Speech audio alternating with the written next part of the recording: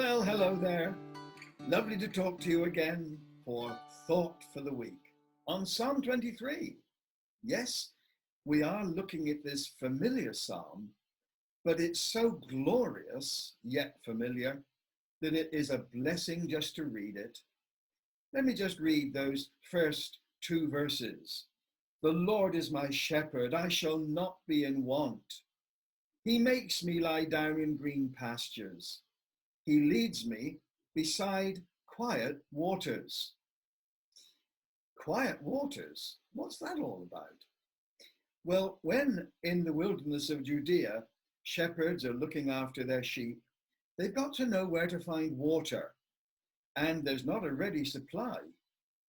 But sometimes in the winter, flash floods roar through the wilderness, down through the ravines, from Jerusalem and down to the Dead Sea. And if you happen to be there at such a time, it can be incredibly scary because the power of the water is violent. You see, the bottom of these wadis, as they're called, these dry riverbeds, the bottom is very dusty. So much so that the water skims over the surface without soaking in very much.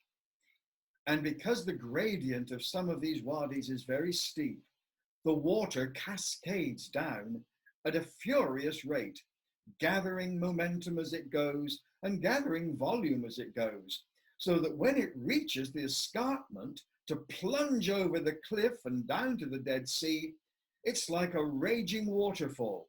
It is incredible. And if unwary people are there in that season of flash floods, they can actually be swept away and drowned. And it's happened to quite a number of unwary people. So how do shepherds cope with that situation? Well, they cope by waiting. They wait until the flash flood has passed by, when that violent water has poured through and down into the Dead Sea. And at that point, they can take their sheep down into those wadis where there are still cups containing the water left behind. Remember what I said about the dust? It prevents the water from soaking in. And so for quite a while after the flash flood has passed, there is water still retained in these cups. And that's what the sheep can drink from safely. It's quiet water now. It's not raging water. And it's one of the wonderful insights that David had, that the shepherd leads his sheep beside quiet waters. The Old Authorized Version has still waters, but they're waters that you can drink from safely. And this is again a reflection on the Lord's provision for us.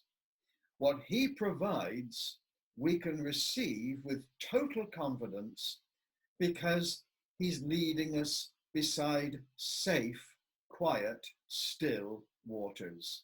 We shall never grow thirsty, but sometimes the water can come after a very, very turbulent time, and we really wonder how we're going to cope.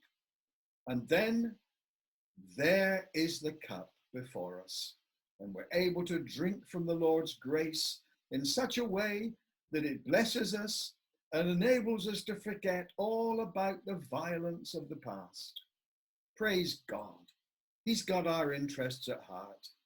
Trust the Good Shepherd, because you certainly can, and you can certainly do so this week. Well, the Lord bless you, and I look forward to talking to you next time. Bye-bye for now.